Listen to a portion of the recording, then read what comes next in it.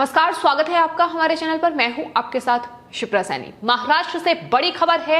NCP नेता एकनाथ खड़से पर ED ने शिकंजा कस लिया है। एकनाथ खड़से की 5 करोड़ 73 लाख रुपए की संपत्ति को ईडी ने जब्त किया है। मामला महाराष्ट्र इंडस्ट्रियल डेवलपमेंट कॉर्पोरेशन की भूमि में घोटाले का है, जिसमें ईडी ने अब एकनाथ खड़से पर शिकंजा कसा है। वहीं आपको बता दें, दूसरी ओर केंद्रीय मंत्री रामदास अठावले ने उद्धव ठाकरे सरकार पर पलटवार किया है और कहा है कि ज्यादा समय तक महाराष्ट्र में उद्धव ठाकरे सरकार नहीं चलेगी। तो महाराष्ट्र में महाविकास आघाड़ी सरकार को अगर भ्रष्ट महाविकास आघाड़ी सरकार कहा जाए तो इसमें कुछ भी गलत नहीं है, क्योंकि महाराष्ट्र की सत्ता पर काबिज शिवसेना और एनसीपी के नेताओं के वसूली कांड से लेकर भ्रष्टाचार के मामले एक के बाद एक महाराष्ट्र में सामने आ रहे हैं। पहले ही एनसीपी नेता अनिल देशमुख से लेकर उप मुख्यमंत्री अजीत पवार और यहां तक कि शिवसेना नेता और महाराष्ट्र के ट्रांसपोर्ट मिनिस्टर अनिल परब पर ईडी ने भ्रष्टाचार के मामले में शिकंजा कसा हुआ है। और अब ईडी ने एनसीपी के वरिष्ठ नेता एकनाथ खड़से को बड़ा झटका दिया है। ईडी ने एकनाथ खड़से की संपत्ति को जब्त कर लिया है।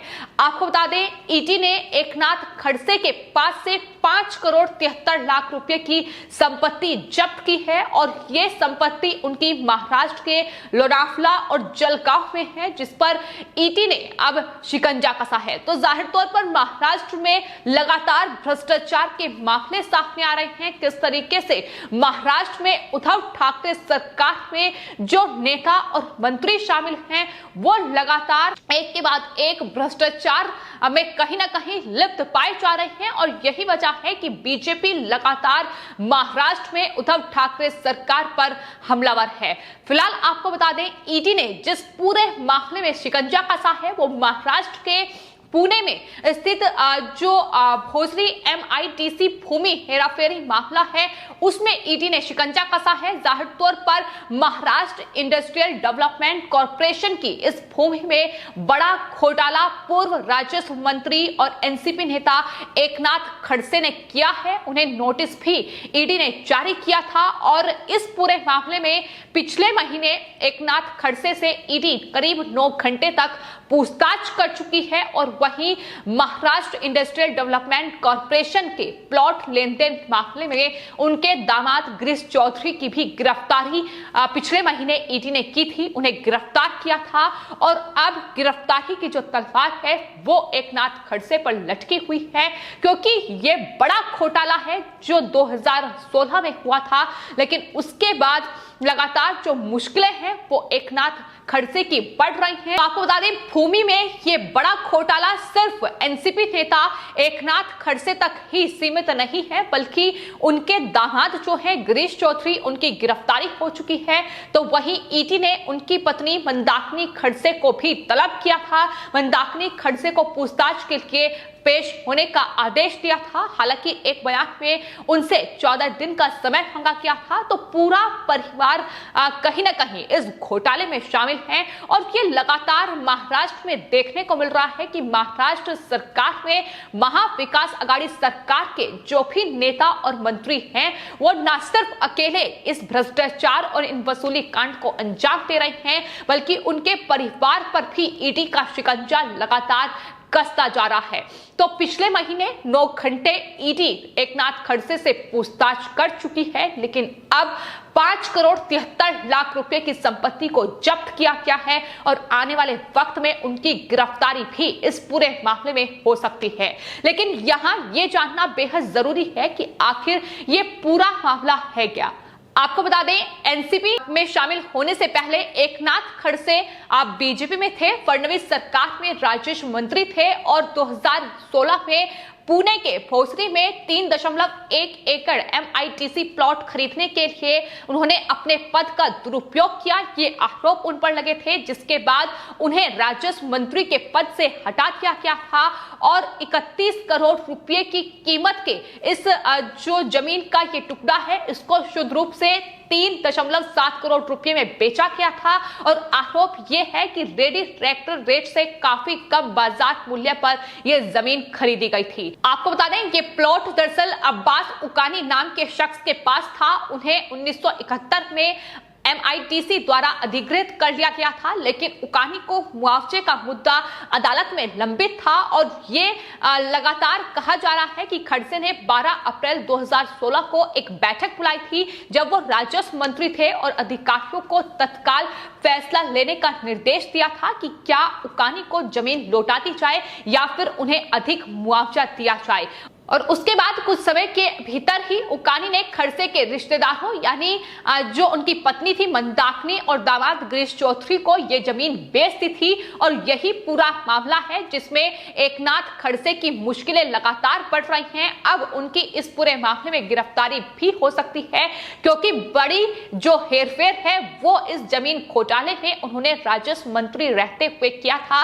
हालांकि उसके बाद बीजेपी ने उन्हें पूरी तरीके से दरकिनार कर दिया, जिसके बाद वो एनसीपी में शामिल हुए और लगातार अब शिकंजा जो है वो बढ़ता जा रहा है। लेकिन महाराष्ट्र में हाल ही में जो पूरा मामला सामने आया, केंद्रीय मंत्री नारायण राणे को उनके महज एक बयान पर गिरफ्तार कर लिया गया। उसके बाद उन्हें जमानत भी मिल गई, लेकिन उसके बाद जुबानी जंग जो है वो महाराष्ट्र में बीजेपी और शिवसेना के बीच लगातार जारी है। और अब इस पूरे मामले पर केंद्रीय मंत्री रामदास अठावले ने उद्धव ठाकरे सरकार पर करारा पलटवार किया है। उन्होंने कहा है कि नारायण राणे को गिरफ्तार किया गया, लेकिन उसी तरह का शब्द का जो प्रयोग है वो उद्धव ठाकरे ने भी किया है और उन पर पुलिस कार्रवाई होनी चाहिए, ये रामदास अठावले की ओर से कहा गया है। उन्होंने कहा है कि नारायण राणे पर कार्रवाई करने की क्या जरूरत थी, यह सत्ता का दुरुपयोग है। अगर ऐसा सत्ता का दुरुपयोग करेंगे तो इनकी सरकार ज्यादा समय तक नहीं चलेगी।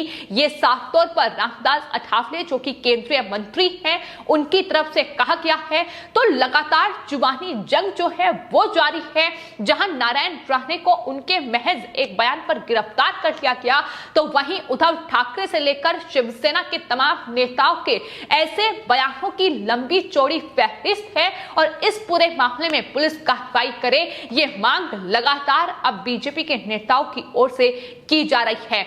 लेकिन लगातार जो शिवसेना कहीं ना कहीं ये राजनीतिक बदले की भावना से इस तरीके की कार्रवाई कर रही थी, इस तरीके के तमाम जो षड्यंत्र हैं वो रचे जा रहे थे, लेकिन वो बीजेपी की जन आशीर्वाद यात्रा को महाराष्ट्र में नहीं रोक पाई। और नारायण राणे जो कि केंद्रीय मंत्री हैं, उन्होंने एक बार फिर से महाराष्ट्र में अपनी जन आशीर्वाद यात्रा की शुरुआत करती है। आपको बता दें नारायण राणे आज सिंधुदुर्ग पहुंचे हैं, जहां से वो एक बार फिर जन आशीर्वाद यात्रा की शुरुआत करेंगे। लेकिन शिवसेना की कितनी बड़ी बौखलाहट है ये साफ तौर पर देखने को मिल रहा है कि उनके सिंधुदुर्ग पहुंचने से पहले ही 7 सितंबर तक महाराष्ट्र सरकार यानी उद्धव ठाकरे सरकार ने सिंधुदुर्ग में धारा 144 लगा दी है, मतलब वो लागू कर दिया है ताकि बीजेपी की इस जन आशीर्वाद यात्रा को रोका जाए। लेकिन साफ तौर पर नारायण राणे की ओर से ये कहा गया है कि वो इस तरीके के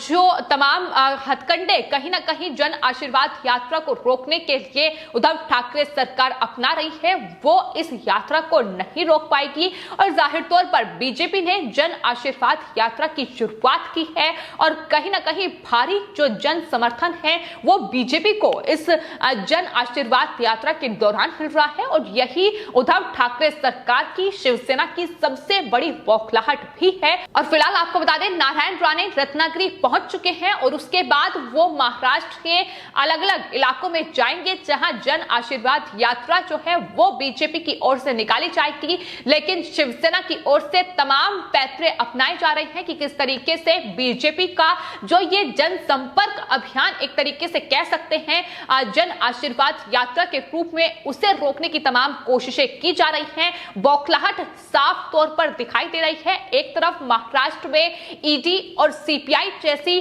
केंद्रीय जांच एजेंसियां महाराष्ट्र में भ्रष्टाचार और वसूली के मामले में जांच कर रही है और इन भ्रष्टाचार के मामले लगातार जो हैं वो कहीं ना कहीं उद्धव ठाकरे सरकार पर भारी पड़ रहे हैं, क्योंकि महाराष्ट्र के पूर्व गृह मंत्री अनिल देशमुख से लेकर महाराष्ट्र के ट्रांसपोर्ट मिनिस्टर और यहां तक कि उप मुख्यमंत्री अजीत पवार तक जिन्होंने बड़े भ्रष्टाचार, बड़े घोटाले किए हैं, उसका पर्दाफाश लगातार महाराष्ट्र में हो रहा है। शिकंजा लगातार ईडी का कसता जा रहा है और अब एक और ये बड़ा मामला जहां 5 करोड़ 73 लाख की संपत्ति को जब्त किया गया है।